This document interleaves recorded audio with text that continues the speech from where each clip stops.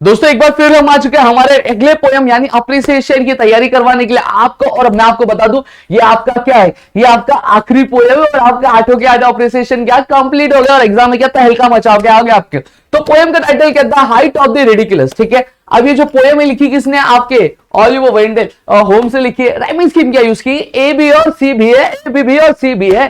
Figure of speech क्या, hyperbole, onomatopoeia, tautology और alliteration. ठीक है, थीम और सेंट्रल आइडिया क्या है। अब ये जो पोएम है बेसिकली पोएट ने एक फनी पोएम लिखी है। सिंपली क्या ये ध्यान में रखते हो कि जो उनकी जो ऑडियंस है, जो दर्शक है, वो क्या हो सके, वो एंटरटेन हो सके दोस्तों। तो यही चीज बोली गई, देखो लिखोगे ऐसे, the poem title as the height of the ridiculous is written by the famous poet Oliver Wendell Holmes. ठीक है, the poem contains the rhyming words, so the rhyming scheme for the poem is A B C B.